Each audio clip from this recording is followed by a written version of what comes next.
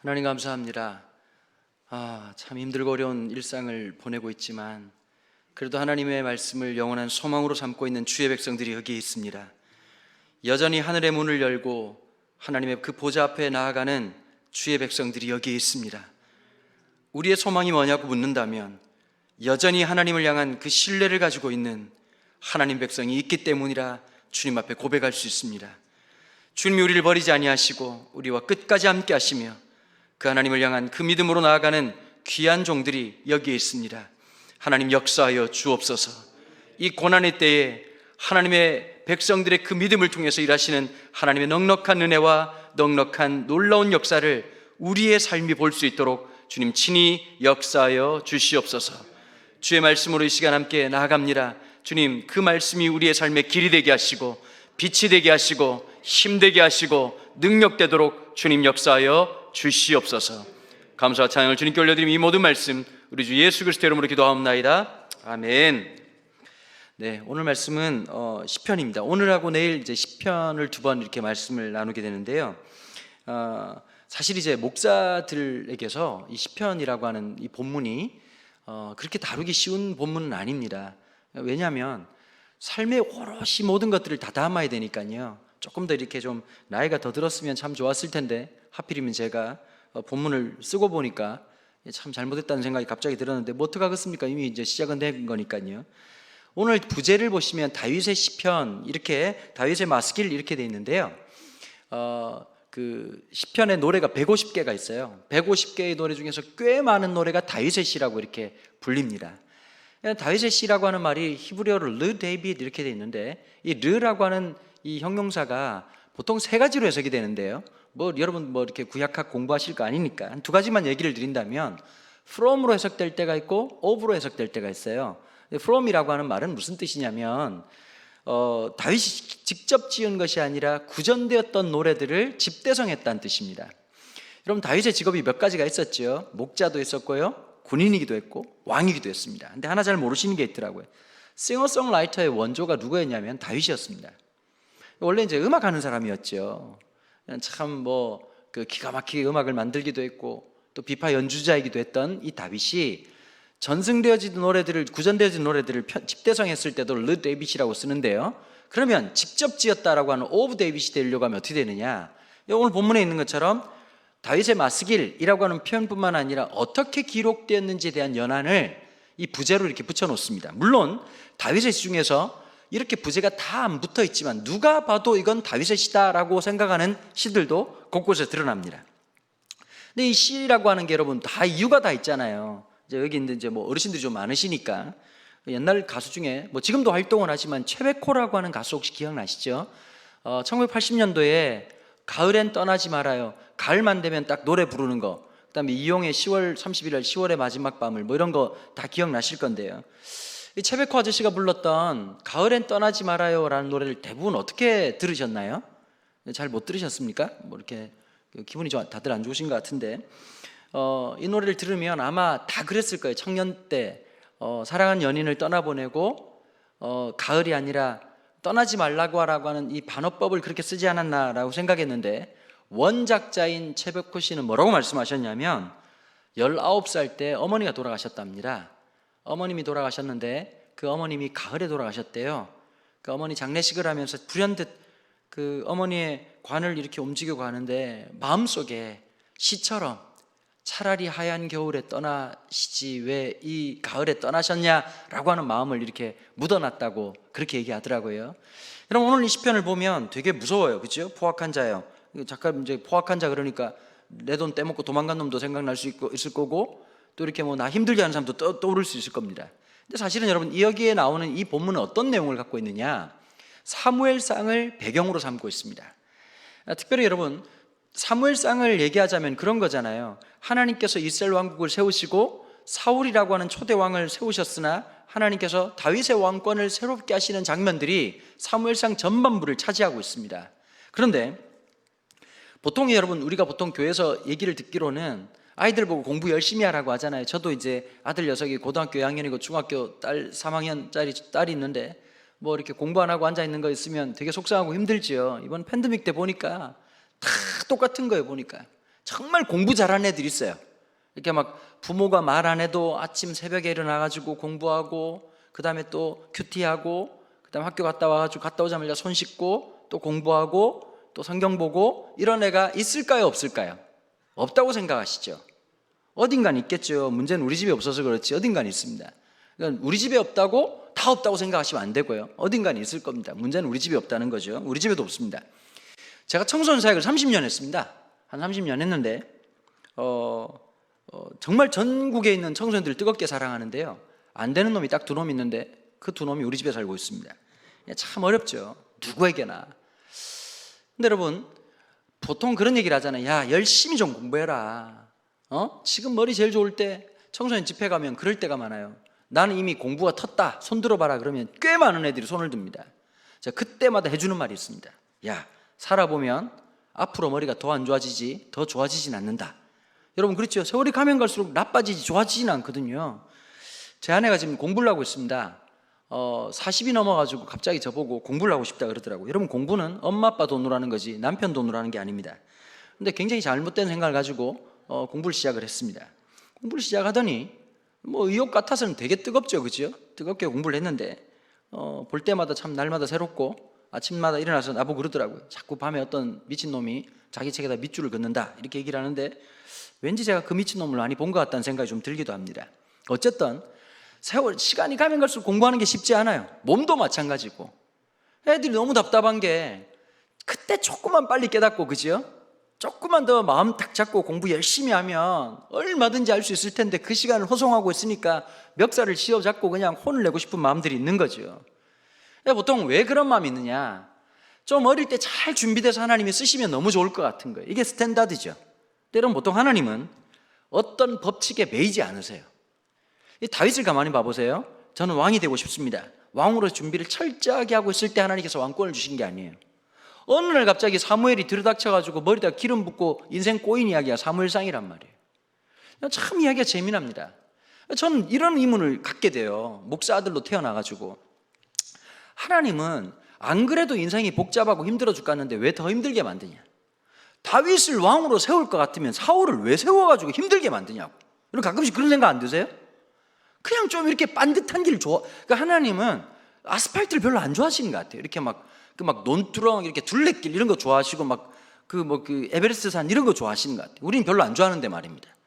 하나님은 하필이면 이 사울왕이라는 사람을 세워가지고 거기다가도 이 제정신도 아닌 이 인간을 세워가지고 얼마나 힘들고 어려웠습니까? 여러분, 사무엘상에 보면 사무엘서라고 하는 이 사무엘이라고 하는 선지자를 보면 목사로서 참 부담스럽습니다. 그냥 기도 좀 열심히 해라 그러면 참 좋을 텐데, 기도 쉬는 죄를 범치 아니할 것이다 이렇게 말을 하니까, 여러분, 은퇴하기 전까지 이 본문 가지고 설교하기가 참 어렵겠죠. 여러분, 그 당시에 영빨이 제일 뛰어났던 분이 사무엘이었습니다.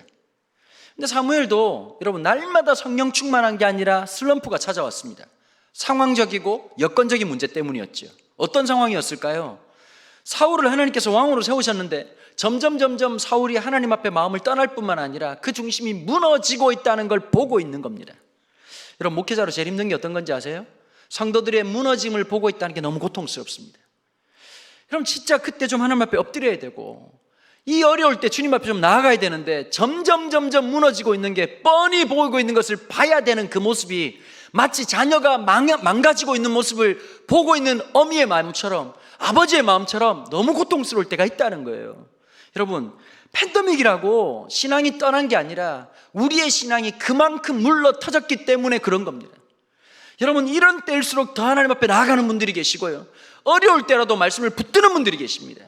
하나님 누구를 쓰실까요? IQ 똑똑한 사람 아닙니다. 관악산 밑에 있는 학교 다니는 사람 아닙니다. 여러분, 연봉 많은 사람이 아닙니다. 쓰러져도 하나님 앞에, 넘어져도 하나님 앞에, 자빠져도 하나님 앞에 나아가는 사람들을 하나님 쓰시는 겁니다. 여러분, 우리는 어떤 사람들일까요? 세상에서는 무명하나 하나님 나라에 유명한 자요. 여러분, 이게 중요한 겁니다. 하나님 백성으로 살아가는 거죠. 제가 할아버지를 되게 많이 닮았대요. 이미 돌아가셨죠. 1902년생이신데 살아계시면 부담스럽지요.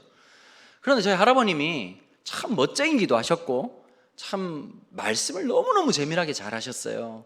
말년에 저하고 이렇게 둘이 도란도란 앉아서 얘기를 하는데, 제가 장난기가 참 심하다 보니까 할아버지한테 이런 얘기를 했습니다. 할아버지, 할아버지 죽으면 천국 가겠지요. 그랬더니 하는 말이 와 지옥 가라고 이렇게 얘기하시더라고요. 이 경상도식 개그예요 이런 게. 근데 이제 그 할아버지 나도 죽으면 천국 갈 거 아니에요. 그랬더니 천국 가겠지. 천국 가서 둘 다 하나님을 아버지라 부르면 우리는 어떻게 되는 겁니까? 그랬더니 할아버지가 나를 뻔히 쳐다보더니 천국 가면 형님이라 불러라 라고 얘기를 하셨습니다. 참 농이 있는 분이었어요. 위트가 있는 분이었어요. 여러분 우리가 하나님 나라 가면요 안 묻는 게 있대요. 너 어느 교회 다녔냐 안 물어보신대요. 너 교단이 어디냐 안 물어보신대요. 너는 교회로 살았냐. 여러분 나이가 드실수록 제일 조심해야 될 게 있습니다. 뭔지 아십니까? 공로주의에 빠지지 않도록 조심하셔야 됩니다. 각 교회 가보면 그런 분들이 계시더라고요. 내가 교회를 세웠다는 분들이 계시더라고요. 여러분 그분들이 교회를 무너뜨리는 겁니다. 여러분 하나님이 우리를 써주신 게 어딥니까? 하나님 우리 인생을 써주신 게 어딥니까? 여러분 하나님 혼자 일하는 게 편할까요? 우리랑 같이 일하는 게 편할까요? 여러분 무슨 말인지 못 알아들으시겠어요? 하나님 혼자 하는 게 1000번 만번 편합니다. 우리 한번 써먹으려고 하면 붙잡아 주셔야 되고 은혜 주셔야 되고 그 다음날 컨디션도 붙잡아 주셔야 되고 얼마나 더럽고 힘든지 그만큼 기다려줘야 되고 붙잡아 주셔야 되는데 만약에 제가 5살짜리 어린애가 있어요. 아들이. 제가 혼자 계집을 짓는 거예요. 여러분 저 혼자 지으면 1시간 만에 지어요. 그런데 갑자기 우리 아들이 이렇게 얘기하는 거예요. 아들 녀석이 아빠 나랑 같이 해요. 진짜 같이 하면 계집됩니다. 몇 시간이 걸릴지 몰라요. 그런데 만약에 제가요 내가 혼자 하는 걸 포기하고 이 아들과 함께 하는 것 그게 하나님입니다. 하나님이 하셨으면 훨씬 빨리 할걸. 그 지난한 세월이 걸리지만 기다리시고 인내하신 하나님의 사랑이 우리 인생 속에 있단 말이에요. 여러분 우리 하나님 말씀 좀 잘 들었으면 좋겠어요. 저부터 시작해가지고 그만 좀 적적이고 정말 하나님 앞에서 하나님 기뻐하실 만한 것. 여러분 인생이 길지 않잖아요. 조만간이잖아요. 제가 요즘 이제 CBS All for One이라는 프로그램에 출연을 좀 하는데요. 가보면 목사님들이 저보다 다 나이가 많으십니다. 저도 이제 올해 나이가 51살인데 우리 선배 목사님들 많이 계신데 좀 죄송한데 그래도 옛날에 50살 넘으면 그래도 이제 좀 그래도 어른 대접을 좀 해주셨는데 좀 계속 하시는 말씀이 저보고 어린 목사라는 거예요. 제가 올해 목사 안수 받은 지 만 20년이 됐습니다. 그럼 나는 언제쯤 어린 목사라는 어린 자를 떼는 건지 지금도 그럼 제가 쭉쭉이를 빨아야 되는 건지 나이가 50이 넘었는데 말입니다. 그런데 이 All for One 프로그램에 나오는 목사님들하고 이렇게 얘기를 하다 보면 참 배우는 게 많아요. 교단도 다르고 배경도 다르신데 그 어르신들이 저를 보면 마치 옛날에 당신의 모습이 떠오르시나 봐요. 격려도 해주시고 지지도 해주시는 거예요. 근데 이제 감리교 목사님 중에 하정월 목사님이라는 분이 계십니다. 우리나라에서 영화 설교를 처음으로 시작하셨던 분입니다. 이 하정월 목사님 되게 똑똑하신 분이에요. 책을 120권을 쓰셨어요. 물론 누가 봤진 전 본 적은 없는데 하여튼 120권을 썼어요. 근데 이분이 그런 얘기를 하시더라고요. 아유 강 목사 요즘 목회하는 거 보니까 참 좋더라. 새로운 시도도 해보고. 그 제가 요즘 뭐 하고 있냐면 성도들이 되게 힘들잖아요 요즘. 그래가지고 이제 자영업 하시는 성도님들 신방하러 가가지고 신방하는 걸 기독교 예능으로 한번 승화시켜보자 그래서 제가 처음으로 만든 게 신방 유튜브라고 하는 걸 만들어가지고요. 직접 우리 부교육자들과 같이 가가지고 식당 하는 집에 가서 막 먹방도 찍고 막 그런 걸 막 하는 거예요. 그래서 보니까 많은 분들이 막 봐주시더라고요. 근데 그걸 보시더니 목사님이 야 시도가 너무 새롭다 뭐 이런저런 얘기를 하시더니 이 어르신이 이제 65세가 넘으셨단 말이에요. 나보고 딱 그러더라고요. 강 목사 내가 63세를 딱 넘는 순간부터 새로운 게 안 나오더라고요. 근데 그날 짧게 나눴던 얘기거든요. 돌아오는 내내 제 마음속에 앞으로 내가 진짜 창조적으로 목회를 할 수 있는 건 12년밖에 없구나라는 생각이 들더라고요. 여러분 2021년 안 갈 줄 알았죠. 10월입니다. 10월 하순입니다. 조금 있으면 11월 달이죠. 12월 달이죠. 조금 지나면 또 2022년입니다. 시간이 금방금방 지나갈 건데 우리가 하나님 앞에 서야 될 그 시간들이 조금씩 다가오고 있을 때 우리가 어떤 마음으로 살아야 되느냐. 성경의 인물들이 하나님 앞에 살아갔던 그 삶이 어떤 것이고 하나님이 인정하는 삶이 어떤 삶이냐. 그게 너무 중요한 것이죠. 여러분 축구 보다가 제일 속상할 때가 언제든가요? 골을 넣었는데 갑자기 골이 아니라는 겁니다. 옵사이드라는 거예요. 여러분 아무리 골을 넣어도 옵사이드로 반칙하고 골을 넣으면 골로 인정이 되지 않습니다. 옛날에 여러분 운동장에서 100m 달리기 하면 꼭 그런 애들 있잖아요. 선을 안 지켜가지고 가로질러 가는 놈들이 있었어요. 그 선생님 앞에서 자기 1등 했다고 공직 달라고 막 우는 사람들이 막 있었단 말이에요. 하나님 나라도 마찬가지예요. 하나님 앞에 섰을 때 여러분들의 삶을 어떻게 평가할지를 우리가 기억하고 살아가는 것, 그게 말씀 앞에 살아가는 거예요. 그게 제일 지혜로운 삶이에요. 하나님 앞에 부끄럽지 않는 삶. 물론 우리가 늘 부족하지만 오늘 또 말씀 앞에 다시 내 영혼의 거울 앞에서 내 영혼의 옷 매무새를 다시 고치고 다시 옷깃을 여미고 하나님 앞에 나아갈 줄 아는 그 믿음을 갖는 것, 그거 얼마나 소중하고 중요한 일이겠습니까? 사무엘이 영적으로 참 지쳐 있을 때가 있었어요. 힘 빠져 있을 때가 있었어요. 그때 하나님이 신방 오셨어요. 사무엘아, 너 왜 그렇게 힘들어하냐? 병에다가 기름을 채워라. 이게 무슨 뜻일까요? 새로운 왕을 세우겠다는 겁니다. 근데 하나님이 좀 뒷정리가 잘 안 되시는 것 같아요. 사울을 살짝 보내신다든지, 그죠? 지난밤 안타깝게도 사울왕께서 심장마비로 돌아가셨습니다. 이러고 다윗을 세우면 여러분 이게 서로 깔끔해요. 그렇지 않습니까? 사울은 좀 미치긴 했지만 여전히 살아있단 말이에요. 서슬리 버려가지고 사무엘 지금 뒷조사해가지고 어디 그냥 뭐 하나 없나 싶어가지고 털듯이 그냥 탈탈 털으려고 준비하고 있는데, 길 한번 잘못 나섰다가 사울이 보낸 자객들한테 죽을 수도 있는 그 위험천만한 사건에서 하나님 말씀에 순종해서 베들레헴으로 올라갑니다. 사람을 미리 보내지요. 이새의 집에 너희 집 아들 중에서 기름 부어 세울 자가 있다.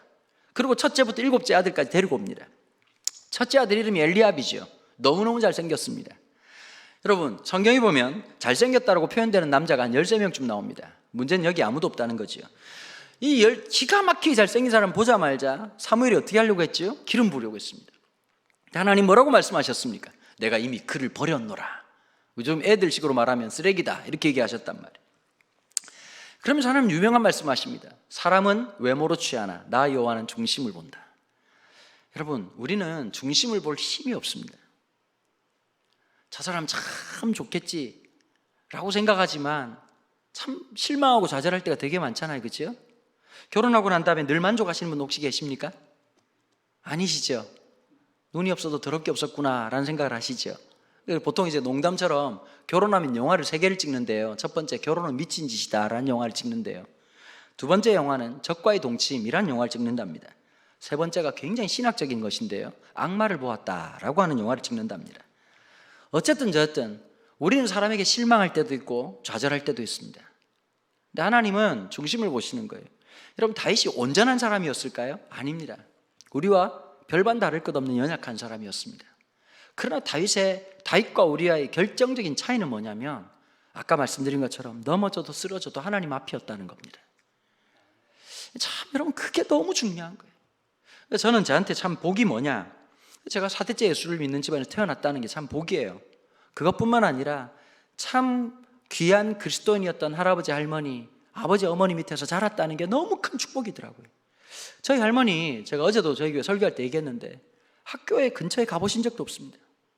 근데 평생 제가 자라면서 깨달은 게 하나 있었어요. 아, 우리 할머니는 평생 성전을 떠난 적이 없었구나. 일상생활을 하면서도 여기가 부엌인지 예배당인지 분간이 안 되는 삶을 사셨던 거예요. 늘 입술에 찬송이 떠나질 않아. 옛날 할머니들 신기한 게 있죠. 찬송가가 그렇게 많은데 한 곡만 팬다 그래가지고 죽을 때까지 한 곡만 부르셨어요. 내가 어릴 때 이해가 안 되는 게 하나 있었어요. 저는 고향이 부산인데요, 부산도 뭐 부산 나름이겠지만 해운대 옆에 송정이라는 곳이 제 고향입니다. 그 송정교회라고 하는 교회가 역사가 125년이 지난 아주 오래된 교회인데 그 교회를 다니셨단 말이에요. 할머니, 어머니 때부터 교회를 다니셨어요. 할머니가 늘 불렀던 찬송가가 내 주를 가까이 하게 하면.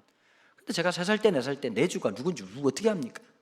매달려 있는 매주만 보다가 우리 할매는 저놈 매주를 저렇게 가까이 하나, 이렇게 생각한 적이 진짜 많았었는데 세월이 지나고 보니까요, 힘들고 어려울 때마다 9명의 자식들을 키우면서 얼마나 힘들고 어려운 일이 많았겠습니까?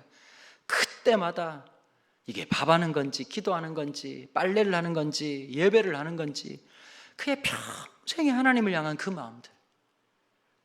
여러분, 제가 천국이 있다는 걸 언제 직감하고 확신했냐면 초등학교 6학년 때입니다. 저희 할머니 임종 때였습니다.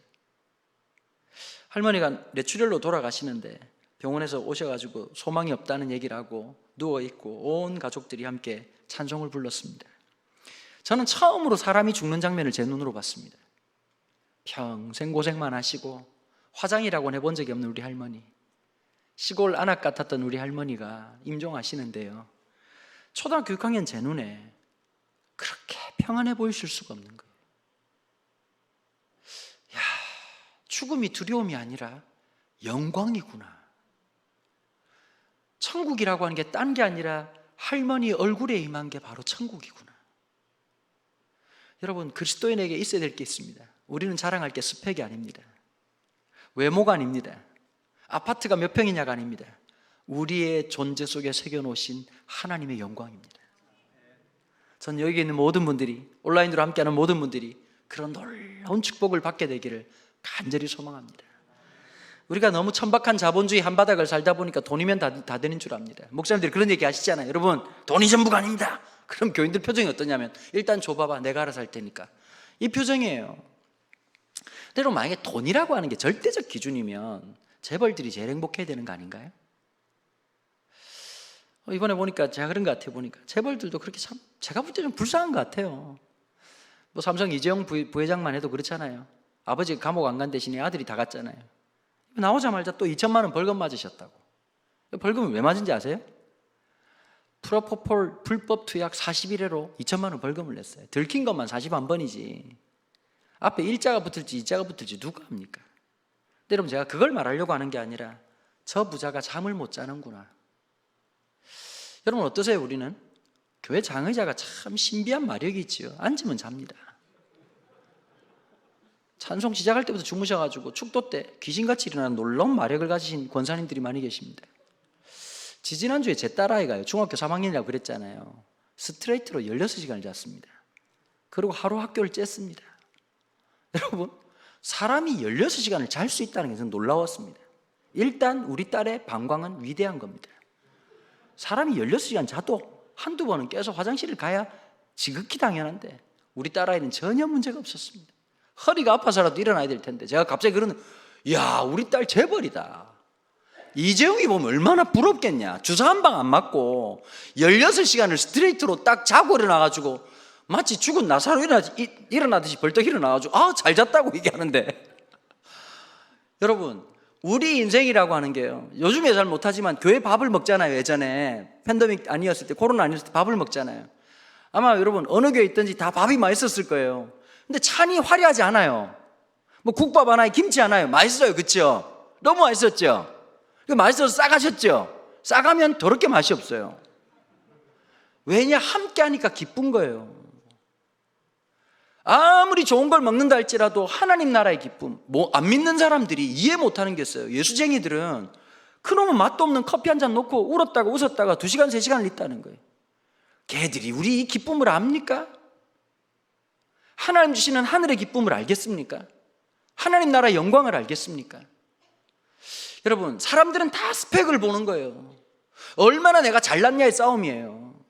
여러분, 예수 믿는 사람들 중에 제일 재수없는 사람들이 누군지 아세요? 하나님이 하셨죠. 그러고 그 다음부터 자기 자랑하는 사람들이에요. 여러분, 아무리 생각해도 이건 하나님의 은혜일 수밖에 없다는 걸 깨닫는 게 진짜 신앙이에요. 내가 하나님 앞에 걸림돌 될 수밖에 없는 존재인데 그런 우리를 설득하고 붙잡아 주시고 함께 해주셔서 당신의 친구 삼아 주시고 동력자로 삼아 주신 게 너무 놀랍고 감사한 일 아니겠습니까?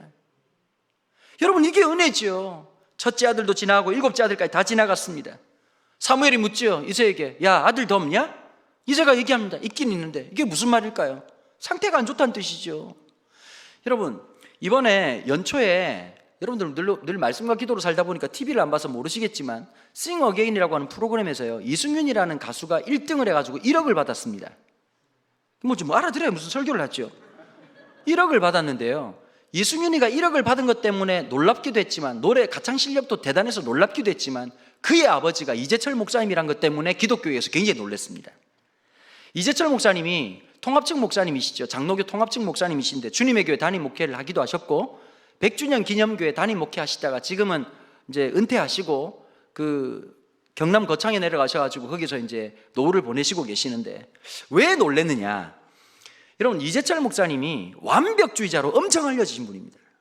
이분은 설교를 저랑 똑같은 부산인데도 불구하고 저는 말이 되게 빠른 편이고요, 이재철 목사님은 마치 본인이 천천히 하면 표준말일 거라고 하는 강박을 가지고 있는 것처럼 아주 천천히 얘기하신, 하나님께서 우리와 함께 이렇게 말씀을 하시거든요.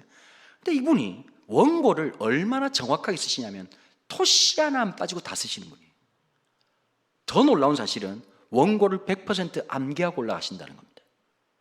부교육자들이 얼마나 완벽하게 훈련시켰냐면 교구 목회를 하잖아요. 부목사님들이 교구 식구들 이름 외우기 시험을 칩니다.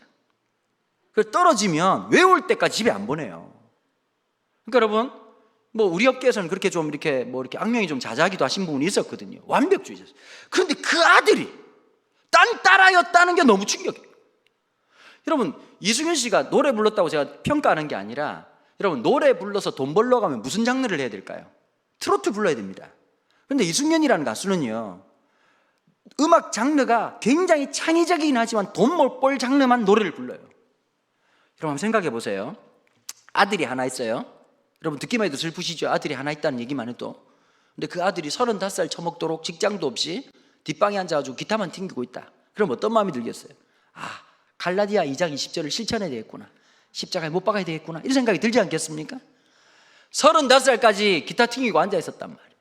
그러고 있다가 올해 한 마지막 노래 불러보고 그만둬야지 하다가 Sing Again 나와서 1등을 한 거예요. 내가 볼 때 이재철 목사님이 마지막까지 그렇게 기도하고 영성적으로 살았던 이유는 본인의 경건이 아니라 상황이 받쳐졌다는 확실한 믿음이 있습니다. 또 한 명의 아들이 있습니다. 이재철 목사님한테. 유명한 유튜버입니다.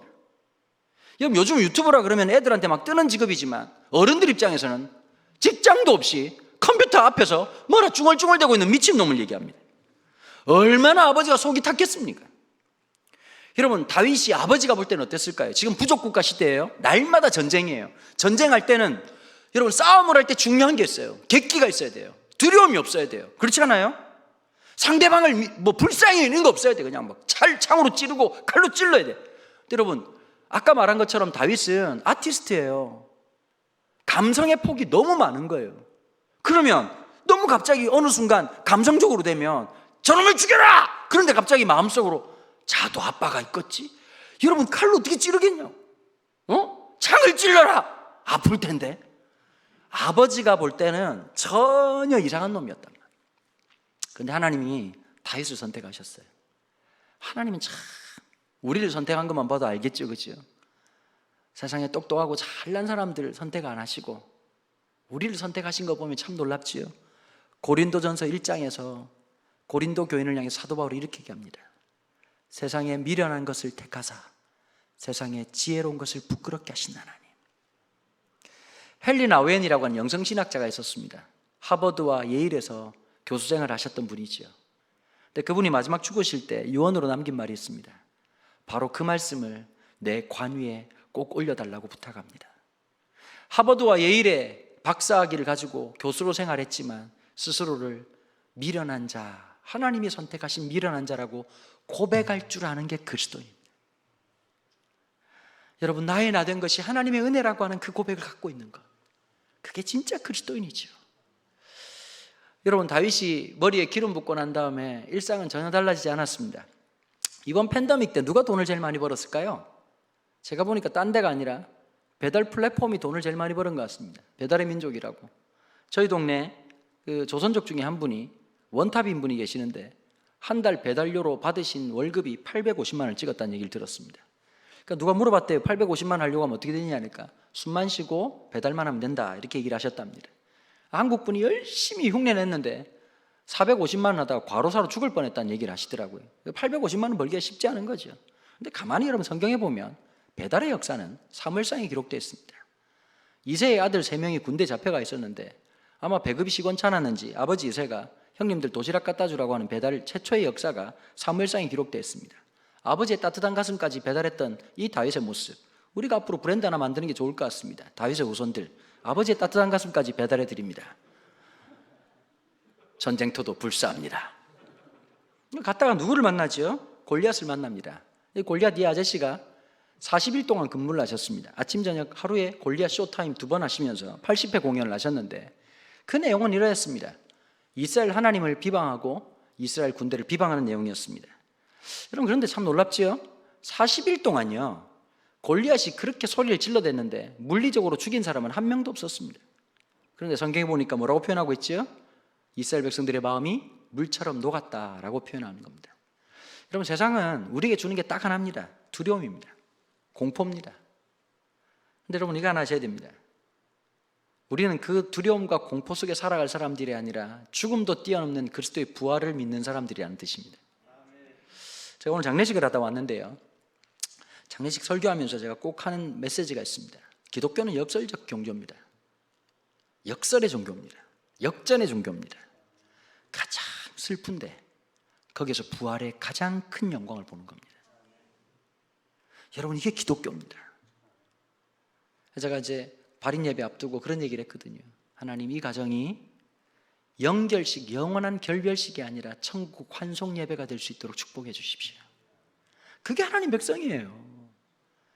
하나님 백성은 요즘 애들 말대로 플렉스라고 얘기하는데 못 알아들으시겠지만, 우리의 플렉스는 롤스로이스 고급차가 아니고 놀래서 시계 차고 있는 게 아니라, 진짜 플렉스는 뭐냐? 그 죽음 앞에서 소망으로 찬양하는 거예요.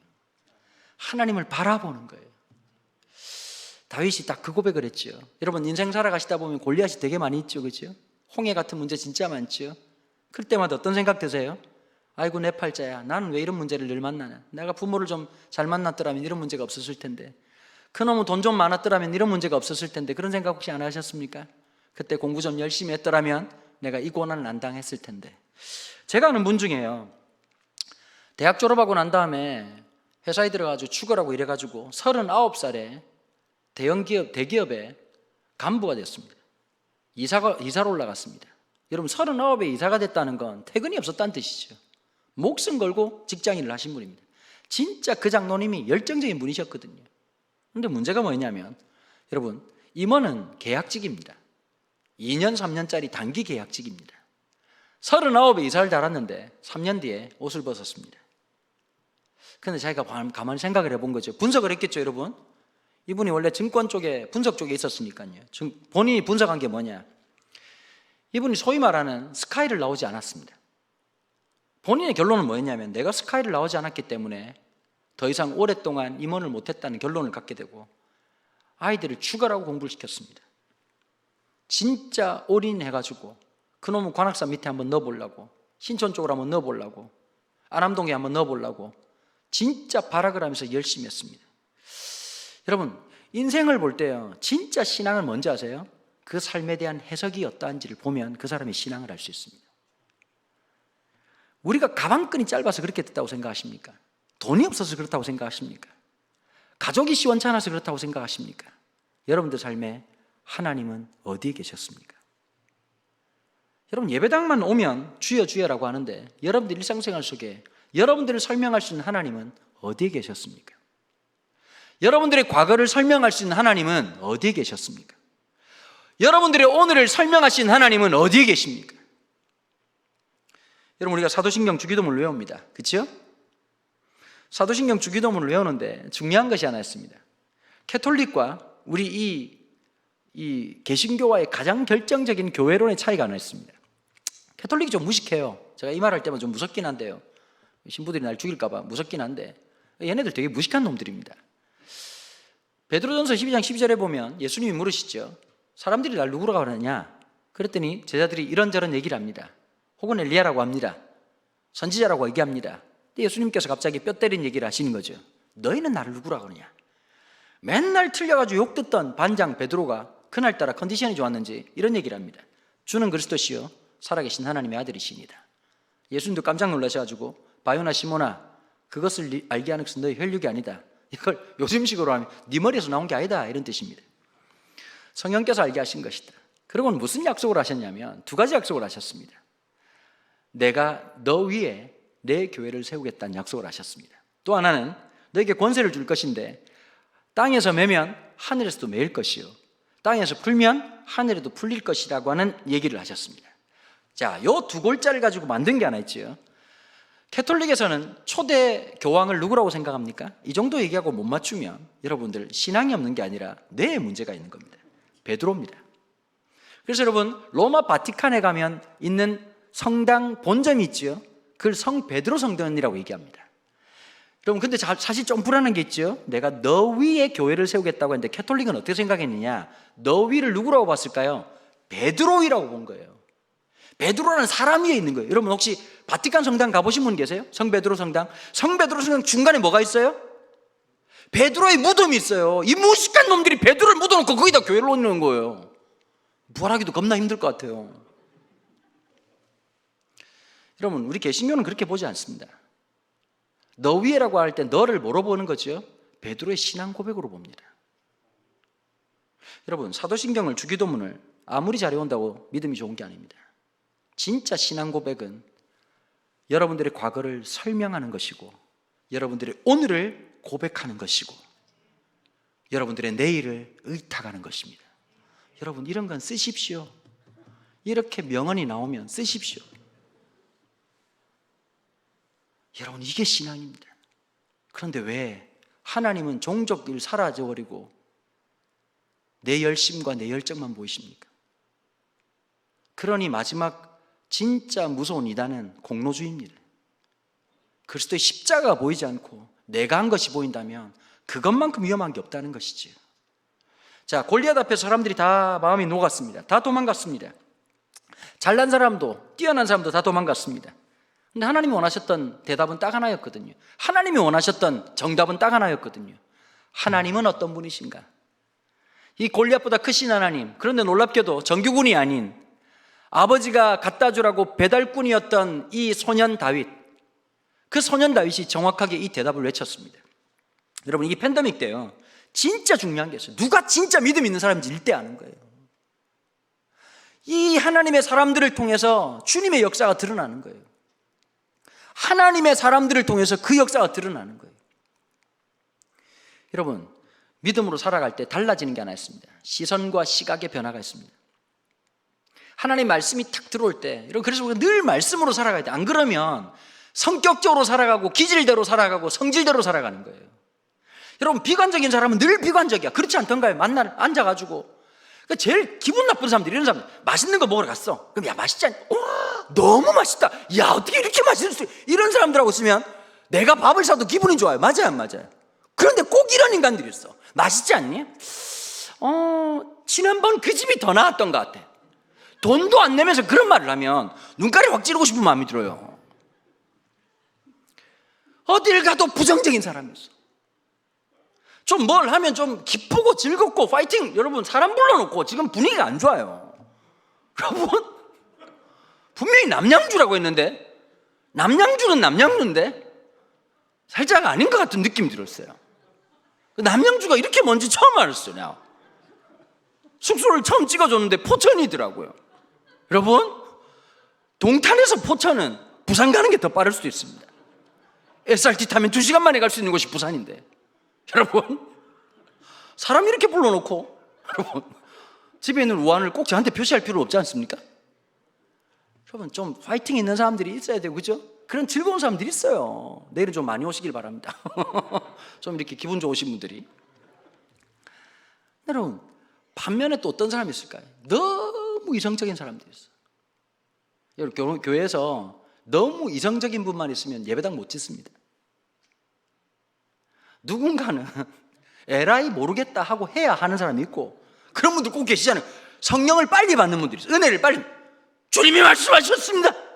제가 하겠습니다. 시작하고 한 열흘 뒤에 믿음이 떨어져요. 그런 분들은. 그 다음에 또 이제 2단 추진 로켓이 또 들어붙어야 되는 거예요. 마지막에 다 모든 게 함께하는 게 있거든요. 보면 하나님 앞에 쓰임받을 때 마중물만 있는 게 아니에요. 끝물도 있다고. 그래야 마무리도 되는 거잖아요. 하나님이 주신 은혜, 여러분 이걸 알아야 돼요. 은혜 받아서 성질대로 사는 게 아니라 그 은혜가 은혜 되게 살아가는 게 진짜 믿음이란 말이에요. 여러분 신앙이 몇 대쯤에 뭐 하겠습니까? 성경을 100번 1000번 읽으면 뭐 하겠습니까? 믿음으로 살지 않는 거하고 똑같은 거죠.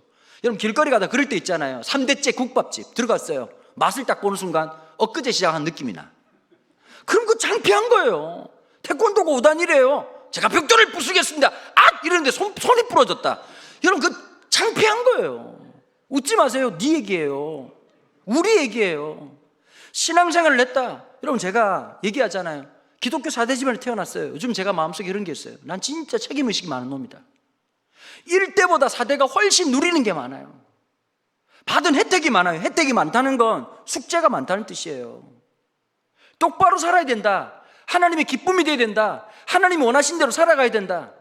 저희 아버지하고 저하고 있으면 우리 둘이서 이제 제일 금기어가 하나 있거든요. 우리 참 재미나요. 노예가 똑같아요.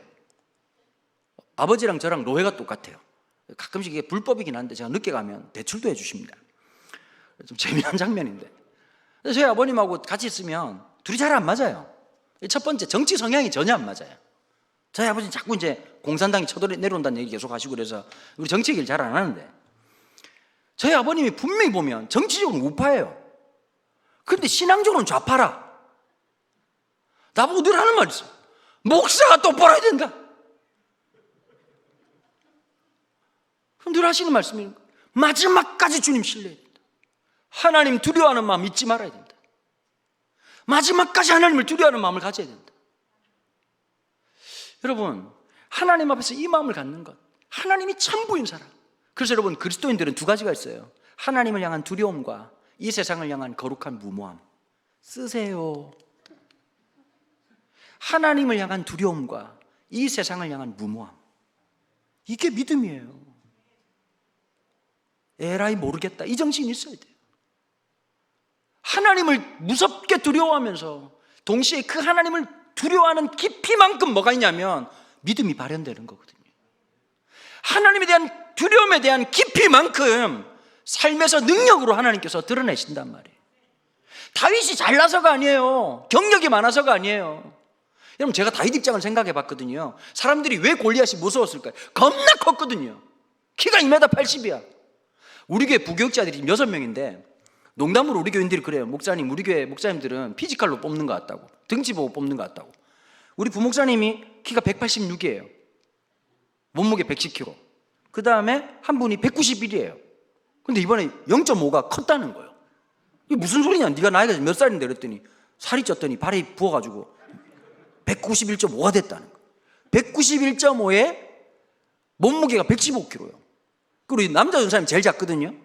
170인데 이 브라질 유수를 하시는 분이에요. 주짓수 유단자예요. 그 농담처럼 우리는 그런 얘기를 해요.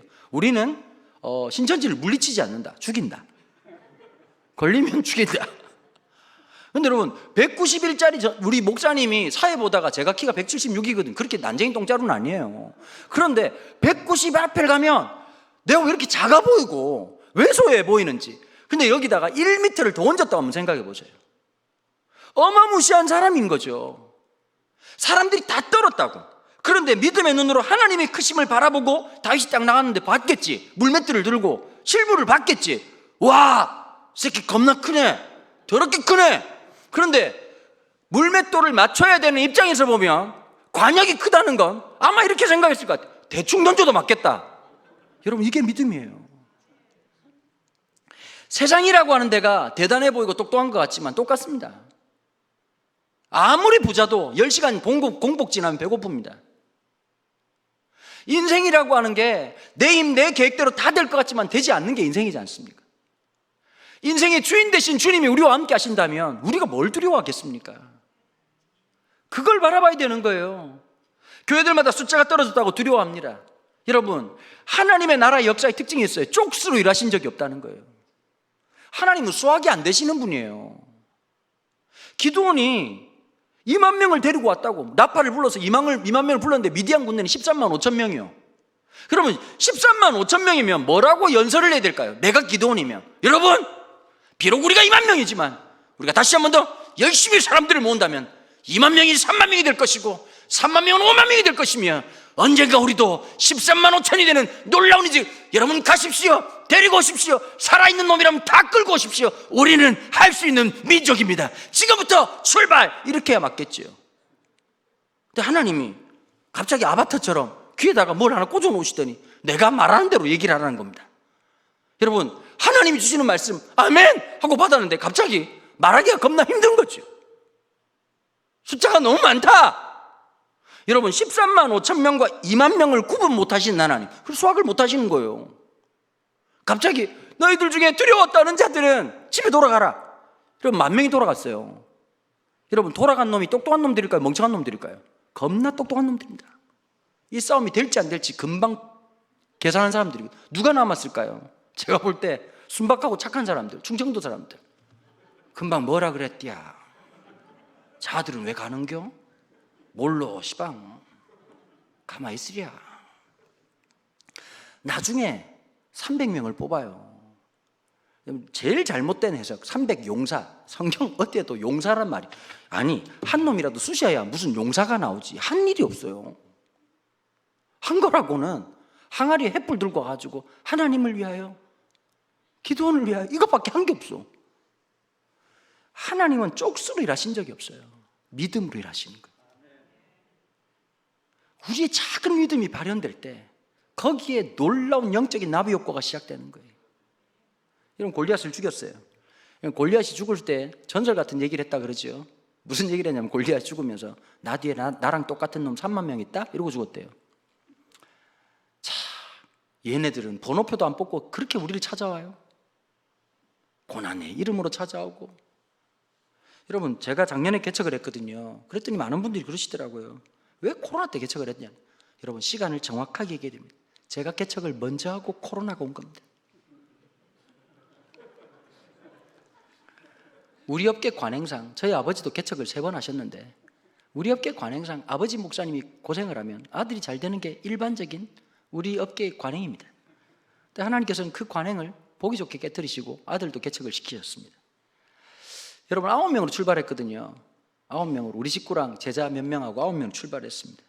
그때 제가 깨달은 게 하나 있습니다. 세상에 믿을 놈이 아무것도 없다는 걸 그때 깨달았습니다. 딴 데 깨달은 게 아니라 우리 가족 예배를 드리면서 아빠가 개척을 한다 그랬더니 아들 녀석이 하는 말이, 아빠 열심히 하시라고, 자기는 딴 교회 가겠다고 얘기를 했습니다. 그래서 우리 딸이 지금도 그런 얘기를 해요.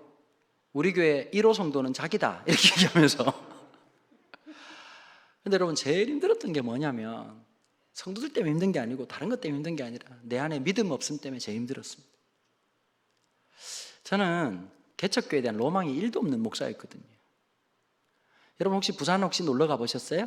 부산에. 부산역에 밤에 내리면 산동네가 빛이 막 비치고 감천 문화마을 가면 너무 멋있잖아요.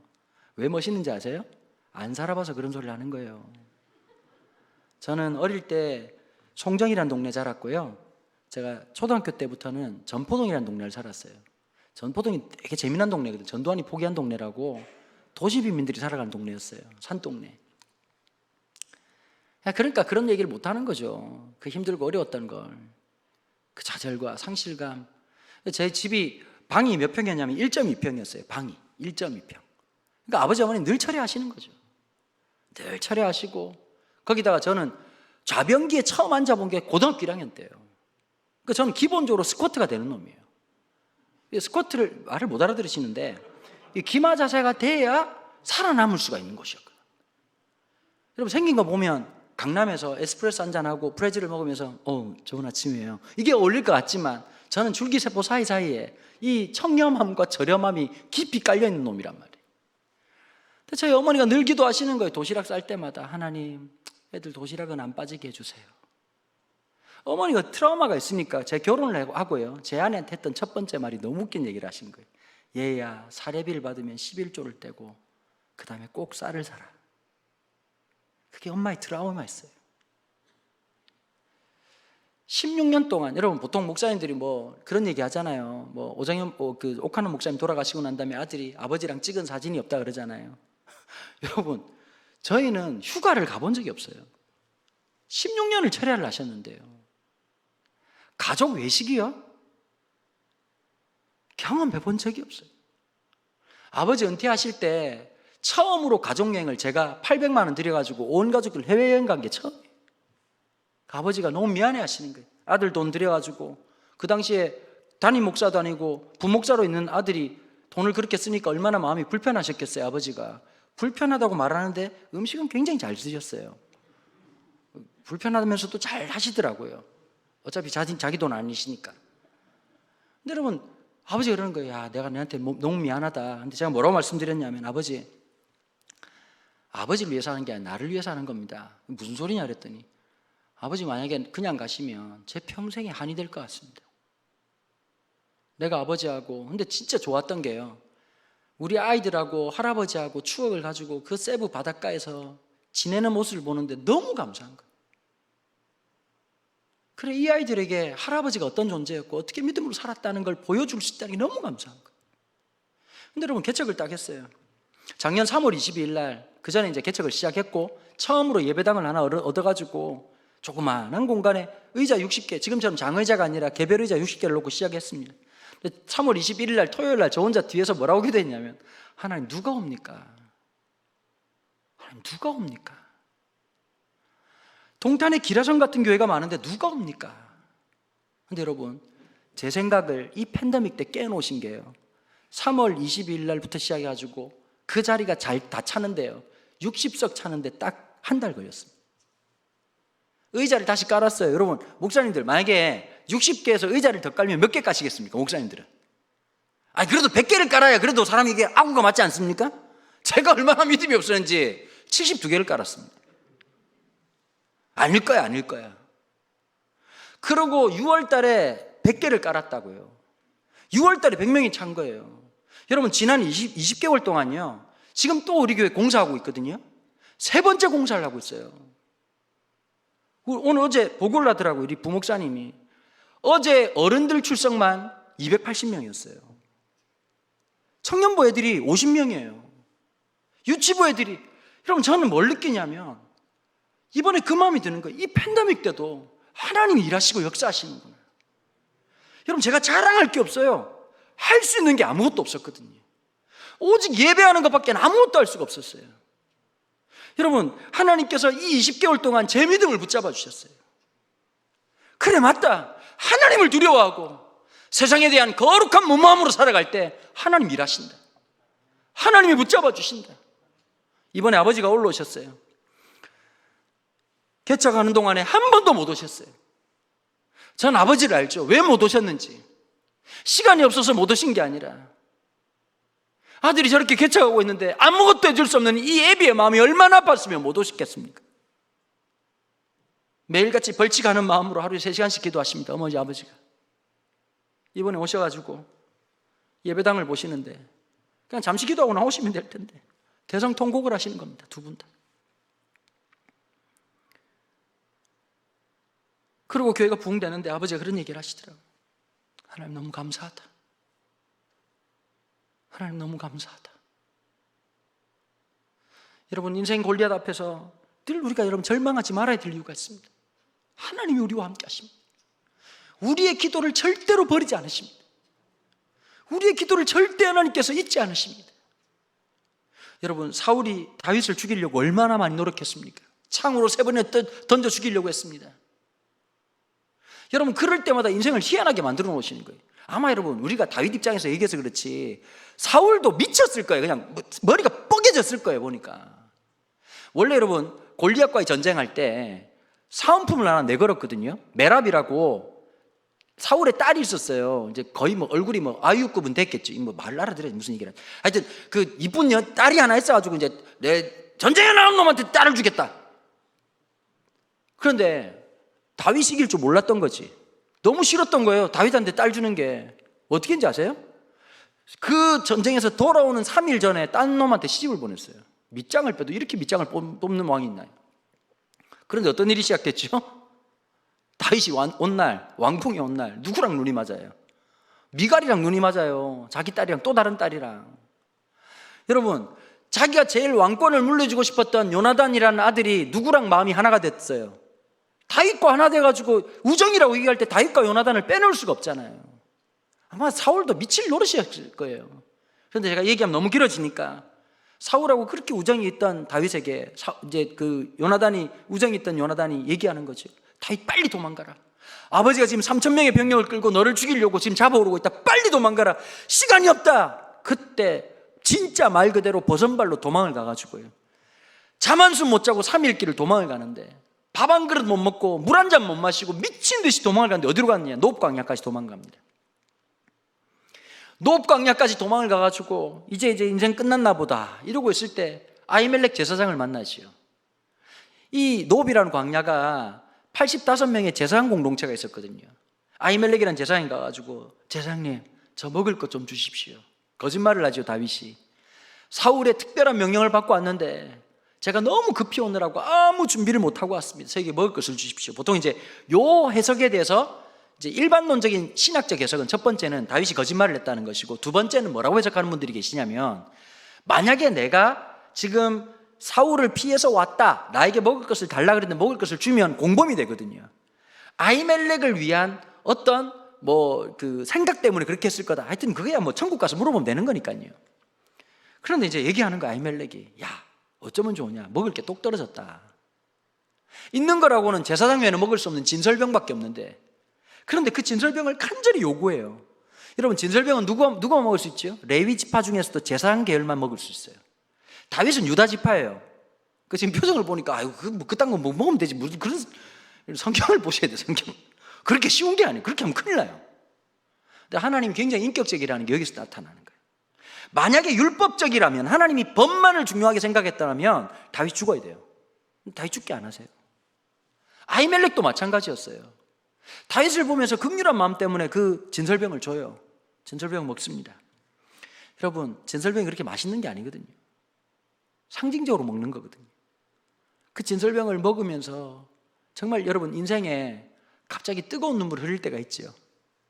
눈 옆에다가 귀뚜라미 보일러를 주님께서 놓아주셨는지 뜨거운 물이 콸콸 나올 때가 있습니다. 그 눈물 한 줌을 다 훔치고 난 다음에 아히멜렉에게 부탁을 합니다. 무기가 있으면 저에게 좀 주십시오. 근데 이 노업 광야 바로 3.8km 떨어진 곳이 엘라 골짜기입니다. 엘라 골짜기 어디냐면 다윗과 골리앗이 결전을 벌였던 곳이었거든요. 여러분, 성경에 보면 그런 거 많이 나오잖아요. 이 골리앗이 가지고 있던 창이 몇 미터고 몇 규빗이고 광이 몇 규빗이고, 그 다음에 방패가 얼마나 컸고, 골리앗의 칼, 야, 희번떡거리는 칼. 여러분, 골리앗이 마지막 죽을 때 어떻게 죽었죠? 다윗이 날린 물맷돌이 치명타였고요, 마지막 죽음은 어떻게 되느냐, 골리앗 자기 칼에 다윗에 의해서 목이 잘려 죽습니다. 근데 그 칼이 여러분, 골리앗의 칼이라고 하는 게 상징성이 있잖아요. 그걸 누가 보관하고 있었냐면 노업 광야의 아히멜렉이 보관하고 있었다고. 이 노업 광야에 있던 그 골리앗의 칼을 다윗에게 줍니다. 그런데 여러분, 오늘 부제를 한번 보세요. 부제를, 52편 부제를. 에돔인 도액이 사울에게 이르러 다윗이 아히멜렉의 집에 왔다고 그에게 말하던 때에, 여러분, 에돔이라고 하는 건 에서의 별명입니다. 에서가 누군지는 아시죠? 여러분, 그 나라에, 여러분, 그거 모르면 신천지예요? 에서는 알아야 돼요. 야곱의 형님이 있었어요. 지금 표정에 보니까 몇 분이 야곱한테 형님이 있다는 얘기 처음 들어보는데, 이런 얘기인데, 야곱 아버지가 또 유명한 분이 이삭이라고 토스트를 하신 아주 유명한 분이 계셨습니다. 농담입니다, 여러분. 또 어디 가가지고 또 이삭이 토스트 했다 그러고 이렇게 하면 안 돼요, 여러분. 이 야곱의 형님이었는데, 여러분, 우리가 야곱 입장에서 봐서 그렇지 에서 입장에서는 장자권을 이 약삭빠른 거짓말하는 동생한테 속임을 당한 거잖아요. 사기당한 거잖아요. 그 에돔 사람들의 특징이 뭐냐? 적개심이 되게 많은 거예요. 여러분, 한국 사람들은 기본적으로 일본에 대한 학습된 분노가 강합니다. 지난번에 여러분, 아베가 참 똑똑한 것 같은 좀 멍청한 짓을 좀 많이 했죠. 여러분, 일본에 있는 코미디언들이 다 은퇴할 판이었습니다. 코미디언들이 못 웃기고 수상이 웃겼어요. 뭐로 웃겼냐? 마스크로 웃겼어요. 마스크 사이즈를 진짜 기가 막히게 콧구멍과 입구멍 사이에 희한한 걸 쓰고 나와가지고 얼마나 웃겨댔던지. 그 다음에 아베가 또 뭘 했냐면, 여러분, 이번에 팬데믹 끝나고 난 다음에 우리가 늘 일본이 넘사벽이라고 생각했잖아요. 우리는 절대 일본을 못 이길 거다. 지금 모든 경제 지표가 일본보다 우리가 앞섭니다. 그 중에 한 가지가 어떤 거냐, 이 반도체가 지금 난리가 났잖아요. 지금 대한민국 생산이 안 돼서 지금 이게 전 세계에서 한국만 쳐다보고 있어요. 지금 이게 장난이 아니거든요. 그런데 그 반도체를 만드는 재료 중에서 일부분이 일본이 특화된 게 한 두세 가지 정도가 있어요. 근데 아베가 그걸 딱 잡고는 수출을 안 하겠다고 나온 겁니다. 그래서 사실은 여러분, 굉장히 비상이 일어났잖아요. 그러니까 일본 이 아베가 머리가 똑똑한 듯 나쁜 게 뭐냐, 우리 민족을 몰라. 우리는 언제 머리가 똑똑해지냐, 기본적으로 열을 쳐받을 때 머리가 똑똑해집니다. 우리는 언제 하나 되느냐, 일본말로 야마가 돌 때 우리는 똘똘 하나가 되는 놀라운 역사가 있습니다. 아베가 그걸 몰랐던 거죠. 우리가 어떤 민족? 우리는 한반도의 위대한 민족입니다. 그래가지고 어떻게 됐냐, 못 만들 것 같은데 갑자기 머리를 아시아 이 새끼들 봐라 이러더니 갑자기 6개월 만에 그 제품을 다 만들어냈어. 그 다음에 여러분, 항상 그런 법이에요. 지금 대통령 선거한다고 시끄럽잖아요, 그죠? 다 나라 구하겠다고 다 튀어나오셨어요. 내가 볼 때 그분들만 없으면 나라를 구할 수 있습니다. 여당이든 야당이든. 아주 그냥 파면 팔수록 이게 아주 그냥 양파 껍데기도 아니고 아주 재미나요? 걔한테 사가주시는 분도 계시고 하여튼 뭐 종류별로 많아요, 하여튼 보면. 그런데 항상 나라가 위기당할 때 민초들이 다 앞장섰잖아요. 대한제국 때도 나중에 보면 똑똑하고 힘 있는 놈들은 다 친일파 돼버렸고요. 마지막까지 그래도 민초들이 독립운동을 하고 이러지 않았습니까? 이번에 누가 일어났어요? 편의점 주들이 일어났어요. 우리가 독립운동은 못해도 일본 놈 맥주는 안 판다. 여러분 옛날만 해도 여러분 아마 편의점 가보셨죠? 아니 좀 공감을 해줘요. 무슨 설교를 할 거 아니에요. 목사가 지금 맥주 얘기하는 게 얼마나 부담스러운지 아십니까, 여러분? 전통과 역사가 흐르는 집안에서 있는 이 4대째 목사가 말하는 게 얼마나 부담스러운지 아십니까? 편의점에 맥주 4캔에 10,000원을 냈다고. 그리고 저녁마다 되면 광고에 나도 맥주 먹은, 여러분 제가 많이 놀았을 것 같죠? 전 아시린입니다. 술, 담배를 입에 대본 적이 없는 놈이에요. 안 믿으시겠지만 그 저녁만 되면 광고에 뭐가 나오냐니까 아싸 이러고 와가지고 광고를 보니까 좀 먹으면 시원할 것 같은 그 느낌에서 전 국민이 일본 맥주를 먹었단 말이에요. 근데 갑자기 편의점주들이 일어나가지고 노제페인 운동을 시작한 거예요. 우리가 대단한 민족이야. 노제페인 운동 시작하고 난 다음에 일본 맥주 수출이 얼마나 급감했냐면 97.8%가 줄어든 거예요. 근데 이것만 해도 대단한데 우린 더 대단한 민족이야. 어떤 놈이 2.2% 처먹었냐 이걸 찾아내는 민족. 여러분 이번에 올림픽 보니까 기분이 좋지 않던가요? 관중이 없다는 게 이렇게 마음에 안정감을 줄 수가 없더라고요. 두 번째, 팬데믹 때 있었던 최고의 뉴스, 우리의 마음을 기쁘게 했던 뉴스, 올림픽 끝나고 난 다음에 일본이 41조 부채를 졌다는 이 기쁜 소식을 듣자 말자 마음속에 강 같은 평화가 흐르기 시작했습니다. 이게 학습된 분노예요. 우리 선대 때부터 있었던 분노. 정치인들이 와가지고, 아니 우리가 좀 감성적인 민족이라서 와가지고 그때 위안부 사건 너무 미안하다, 잘못했다, 좀 메르켈처럼만 했더라면 우리가 용서했을 거예요. 그거 볼 때마다 분노가 생기는 거예요. 에돔 민족이 기본적으로 분노가 많은 민족이에요. 그런데 정치적 지형도로 볼 때 한 자리를 못하는 거예요. 근데 보세요, 이 도액이라는 놈이 머리가 똑똑하니까, 자 왕은 누구예요? 사울이에요. 사울이 누구를 싫어해요? 다윗을 싫어해요. 근데 그 다윗을 누가 지금 돕고 있어요? 아히멜렉과 85명의 제사장이 돕고 있는 거예요. 이게 돈이 될 것 같은 거예요. 여러분 요즘 한번 대한민국 봐보세요. 사건 사고 옆에 꽂아바르는 인간들이 얼마나 많은지, 녹음을 얼마나 해대는지. 파일, 아마 여러분 대통령 선거 끝날 때까지 파일과의 전쟁이 될 거예요. 최초의 파일이 누구였느냐? 도액 파일이라고 와가지고 사울한테 얘기하는 거예요. 전하, 다윗이란 놈을 찾고 있지 않습니까? 그 새끼 어디 있냐? 바퀴벌레 같은 놈 새끼 아주 그냥. 흥분하지 마시옵소서. 그를 돕는 세력들이 내 그럴 줄 알았다. 당장 잡아들여라. 아히멜렉과 85명의 제사장을 다 잡아온 거예요. 주리를 틀고 난리가 난 거예요. 고문을 하다가 드디어 아히멜렉 얘기합니다. 내가 다윗에게 먹을 것을 주었으며 그에게 무기를 주었어. 사울이 미친 듯이 막 난리를 치는 거죠. 왜 그에게 먹을 것을 주고 그에게 칼을 주었단 말이냐? 아히멜렉이 이렇게 말합니다. 전하, 다윗이 뭘 잘못했습니까? 전하야말로 하나님 앞에 회개하고 마음을 새롭게 하십시오. 하나님이 떠났다는 사실을 다 알고 있습니다. 뭐 하십니까? 갑자기 사울이 뚜껑이 열려가지고 저놈의 목을 쳐라. 근데 성경에 보니까 사무엘상이 뭐라고 표현하고 있죠? 모든 신하들이 아히멜렉이 여호와의 종인 줄 알았던 거로 두려워하여 아무도 손대지 않으려고 했을 때 이 망나니 같았던 도액이 85명의 무고한 제사장들을 대살육하는 장면이 펼쳐집니다. 그 자리에 기적적으로 한 명이 살아남았는데 이 아히멜렉의 아들이었던 아비아달이 살아나서 죽으라고 달려와서 숨어있던 다윗에게 이 비참한 소식을 알려주고 지었던 시가 바로 시편 52편입니다. 제가 볼 때 이렇게 잘 설명해주고 52편을 설명할 수 있는 목사가 몇 명 없습니다. 그러니까 여러분 1절 한번 보실까? 이제 말씀이 조금 이해가 되실 거예요. 포악한 자여, 내가 어찌하여 악한 계획을 스스로 자랑하는가? 하나님의 인자하심은 항상 있도다. 네 혀가 심한 악을 꾀하여 날카로운 삭도같이 간사를 행하는도다. 내가 선보다 악을 사랑하며. 이 모든 말들이 뭘까요? 도액이라고 하는 사람을 위시하고 있는 이 땅에 있는 수많은 사람들. 여러분, 이 세상에는 또 다른 도액들이 너무 많습니다. 또 다른 사울들이 너무 많습니다. 권력을 갖고 자기 것인 양 우쭐대고 살아가는 수많은 사울들이 얼마나 많은지 모릅니다. 자기 머리 믿고 하나님 앞에서 오만방자하게 날뛰고 있는 도액들이 얼마나 많은지 모릅니다. 여러분, 그 사람들의 인생을 제가 한마디로 말해드리겠습니다. 날 받아놓은 돼지입니다. 날 잡아놓은 돼지들입니다. 그게 인간인 줄 모르는 거예요. 제가 어릴 때 대통령이 박정희 대통령이었거든요. 그 국무총리는 최기하 국무총리. 근데 제가 어릴 때 돌아가셨어요. 그러고 어떤 아저씨가 갑자기 본인은 이러고 대통령이 되셨어요. 7년 동안 무소부위의 권력을 휘두르셨어요.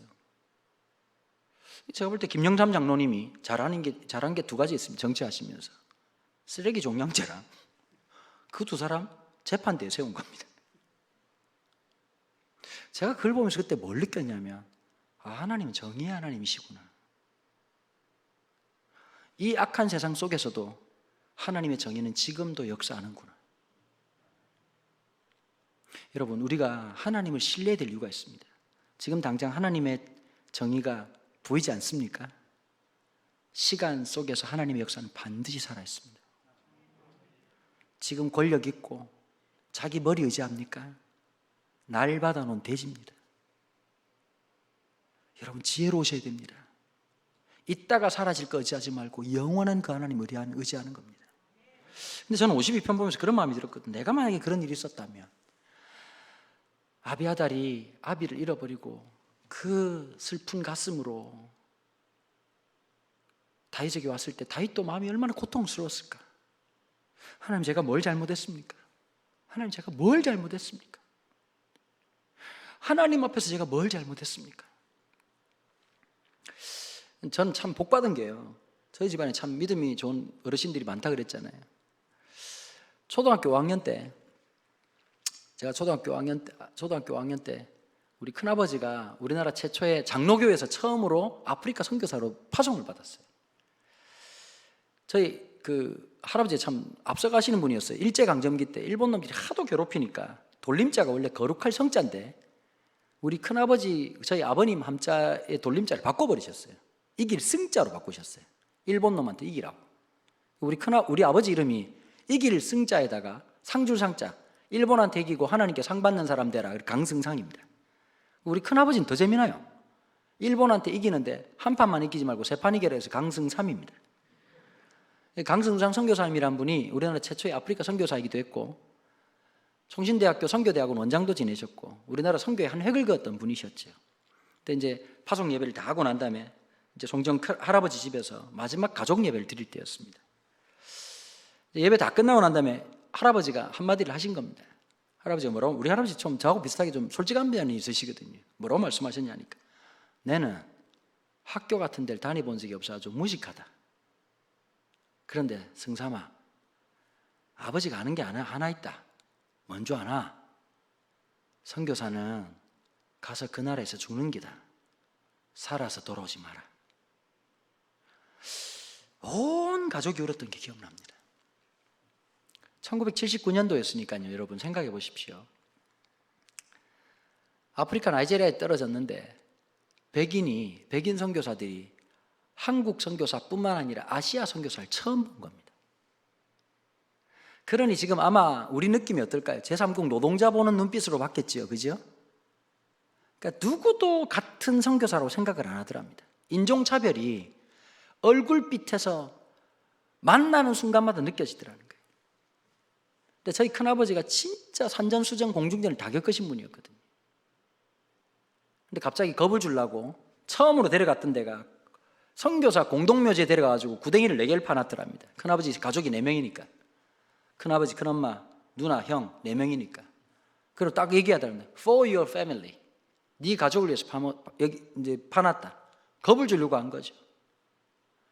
너 여기 위험한 데니까 빨리 가라고. 근데 우리 큰아버지 딱 한마디 했답니다. 선교사가 아무 데도 없는데 넣어달라고.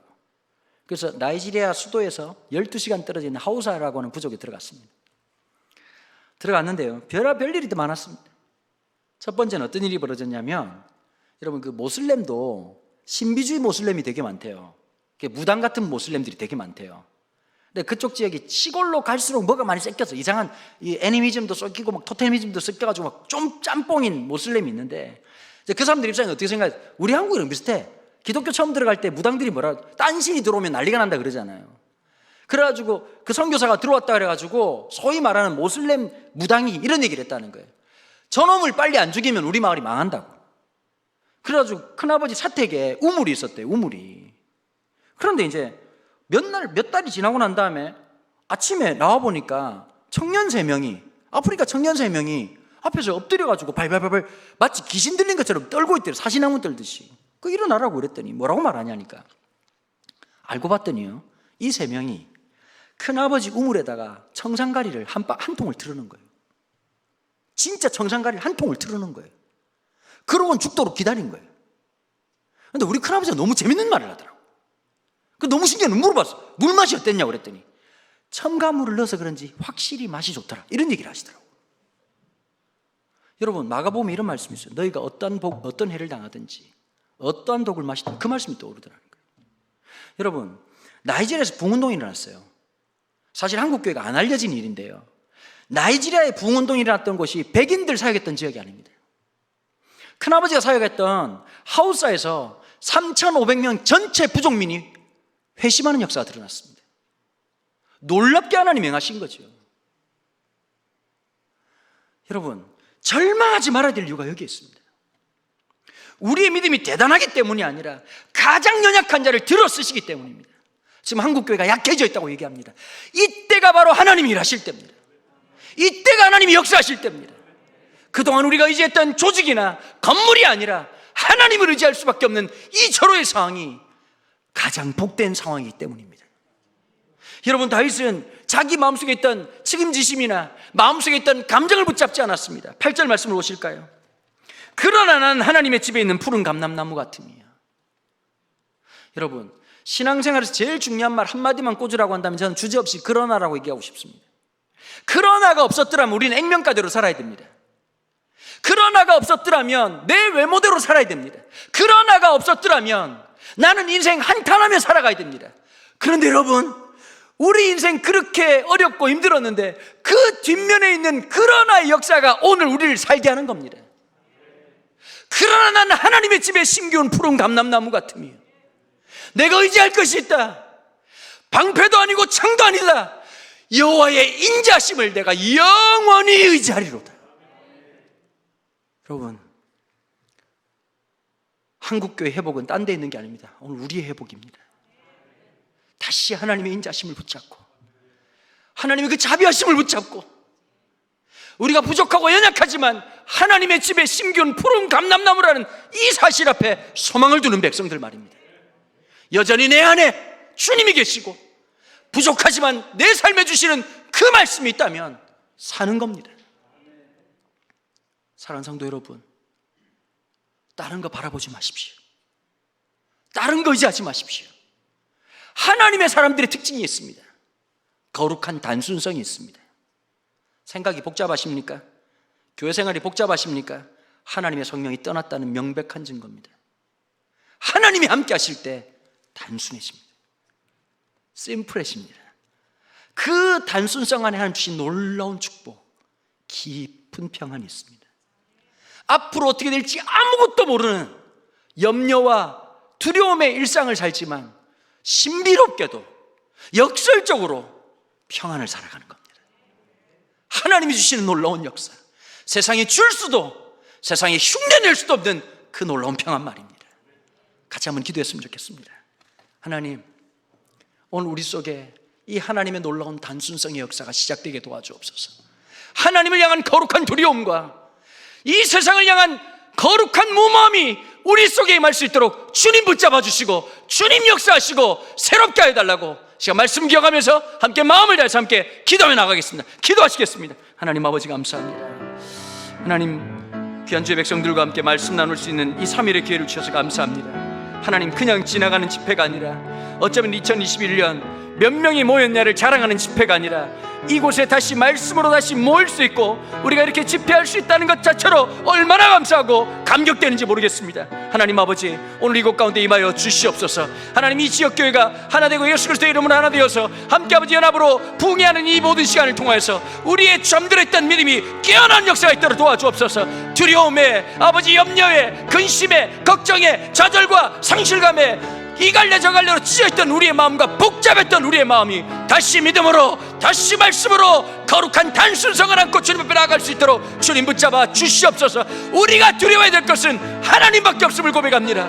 우리가 두려워해야 될 것은 하나님밖에 없음을 우리가 다시 한번 더 고백합니다. 하나님 아버지, 이 세상을 향한 거룩한 단순성을 가지고서 아버지 하나님 거룩한 무마음을 가지고 나아갈 수 있도록 우리의 마음과 우리의 생각과 우리의 아버지의 삶과 우리의 결단을 주님께서 만져주시고 주님 붙잡아 주시기를 원합니다. 다시 주의 말씀을 부여잡게 하여 주옵소서. 아버지를 복잡했던 우리의 삶이 아니라 다시 예배 앞으로, 주의 보좌 앞으로, 주의 말씀 앞으로 다시 기도의 제단을 회복하고 나아갈 수 있는 주의 백성 될 수 있도록 성령 하나님께서 오늘 이 시간 함께하여 주시옵소서. 아버지 하나님, 오늘 현장뿐만 아니라 온라인으로 함께하는 모든 백성들에게 기도가 터져나오게 하시고 믿음이 터져나오게 하시고 주의 말씀 앞에서의 결단이 날 수 있도록 주님 축복하여 주옵소서. 잘못된 습관과 아버지 잘못된 사고와 잘못된 아버지 믿음과의 아버지 배격됐던 그 모든 것들을 떠나버리게 하여 없시고 주님 앞에 더 가까이 아버지 말씀 앞에 우리의 순전함을 드리고 나아가는 역사가 있도록 주님 붙잡아 주시고 주여 역사하여 주시옵소서. 오 주님을 의지합니다. 주님 함께하여 주옵소서. 특별히 아버지, 우리 한 번만 더 기도하겠습니다.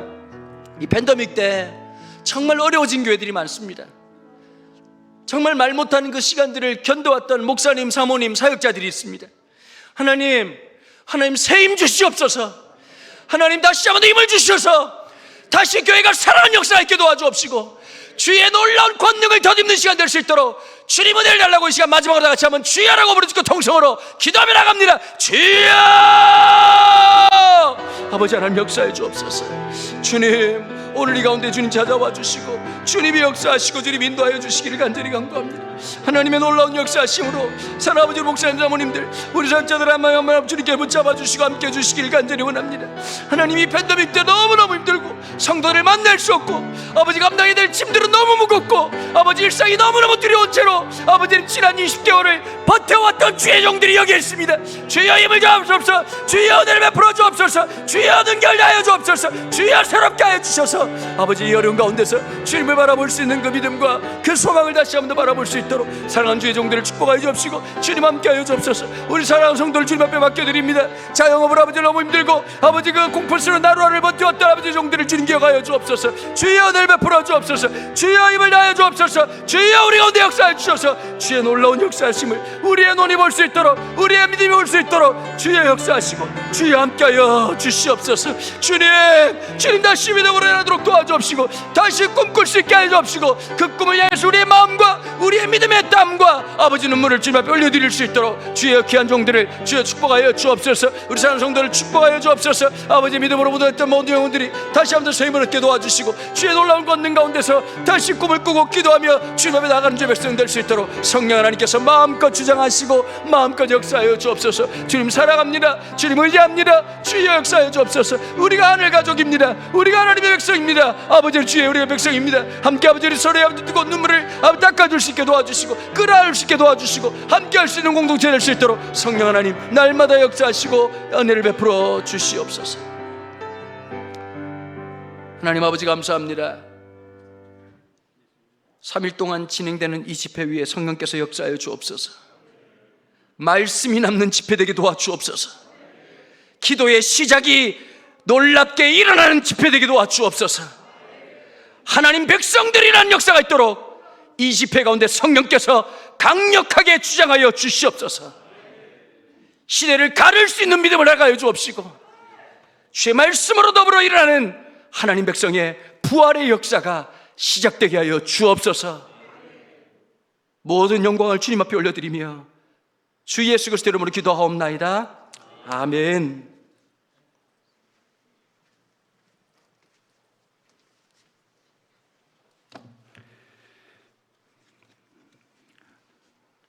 목사님 수고하셨습니다. 자, 이 시간에는 우리 봉헌하는 시간을 갖도록 하겠습니다. 우리 열린교회 김원태 목사님께서 특송하시는 동안에 헌금위원들은 헌금해 주시면 고맙겠습니다.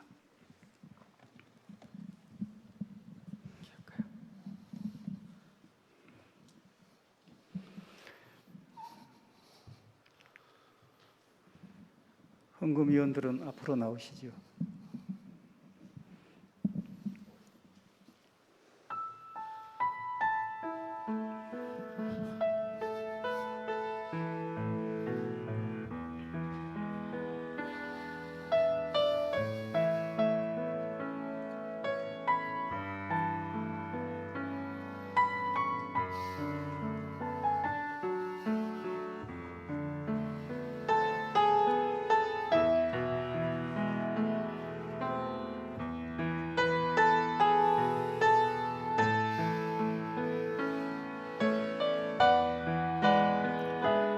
나의 은총을 이분이여 너를 아노라.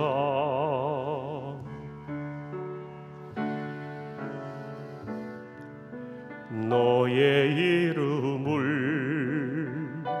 내가 아노라. 나의 사랑을 아는 이여 함께 가노라. 내가 친히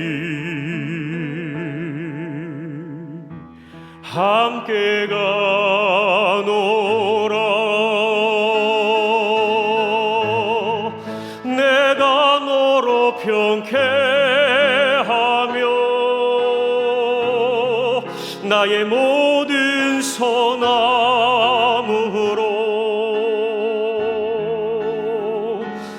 너의 앞을 지나며 너의 이름으로 너를 지키리라. 나의 은총을 입으니여 나의 사랑을 아느니여 내가 너를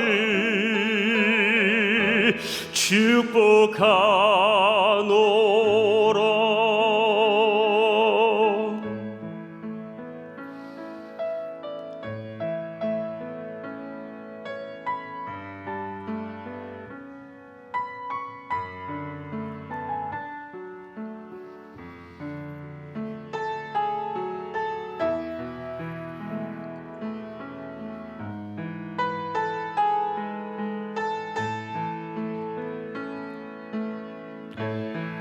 내가 너로 평쾌하며 나의 모든 소나무로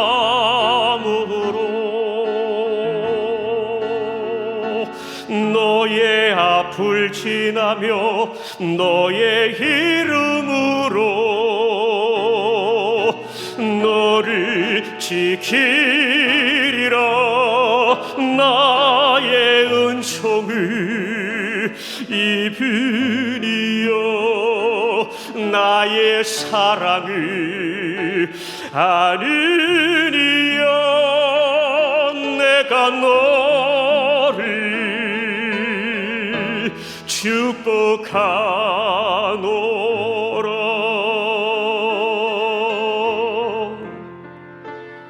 내가 너를 축복하노라.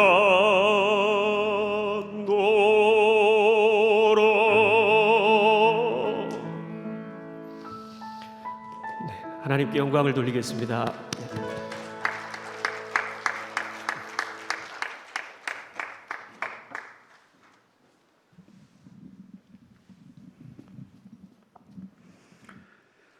드려진 예물을 위해서 우리 강사 목사님께서 축복 기도해 주시겠습니다. 하나님 감사합니다. 오늘 주님 앞에 귀한 시간을 드리고 마음을 드리고 이 현장뿐만 아니라 일상생활 속에서 주님을 향한 그 영혼의 마음을 열고 함께하는 모든 주의 백성들, 주님 그 마음과 그 중심을 주님 기억하여 주옵소서. 오늘 이 자리 주님 앞에도 귀한 예물을 구별하여 올려드립니다.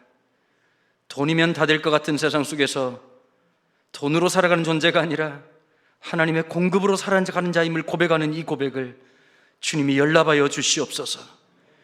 이 믿음의 고백을 주님께서 기억하여 주시고 우리 일상에 주의 몸된 교회가 세워지는 놀라운 역사가 날마다 일어날 수 있도록 복의 복을 더하여 주시옵소서. 시작은 미약한 것 같았지만 나중은 하나님의 창대하심을 받아내는 하나님의 그릇 되게 도와주시고 하나님의 영광을 바라보는 일생이 될 수 있도록 사랑하는 주의 성도들을 축복하여 주시옵소서. 이 재정이 쓰여지는 곳마다 주님의 의가 드러나기를 간절히 소망하오며 이 모든 말씀 우리 주 예수 그리스도 이름으로 기도하옵나이다. 아멘. 총무 목사님께서 광고해 주시겠습니다.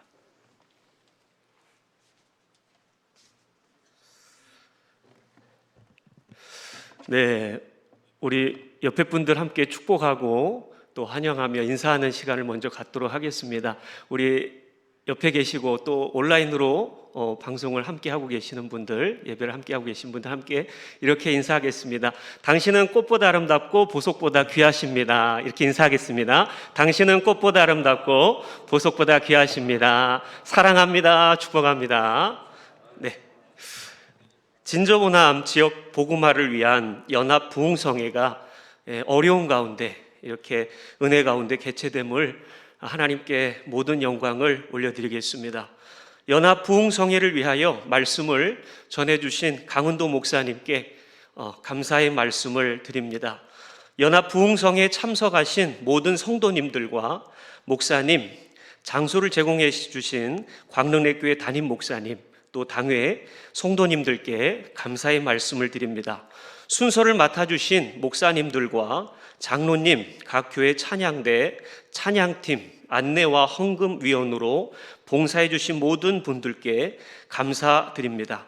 연합 부흥성의 마지막 날에는 진접 오남 지역 학생들에게 장학금을 전달하도록 하겠습니다. 학생들은 6시 반까지 교복을 복장을 입고 오시기 바랍니다. 연합 부흥성의 기간 동안에 많은 은혜 나누시기를 바랍니다. 온라인과 오프라인으로 진행되고 있습니다. 많은 참여 바라고요. 내일도 큰 은혜의 시간이 될 줄로 믿습니다. 감사합니다.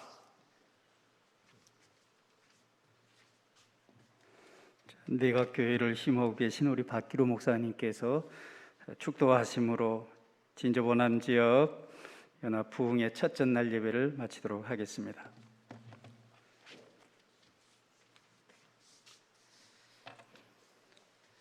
이제는 우리 주 예수 그리스도의 은혜와 하나님의 크고도 무한 극진하신 사랑과 성령님의 감화 감동 역사 충만하심이 하나님만 믿고 의지하며 승리하기로 결단하는 우리 진접 오남 지역 교회 연합회 모든 교회들과 성도들의 머리 위에 이제로부터 영원까지 함께 하옵시기를 축원하옵나이다.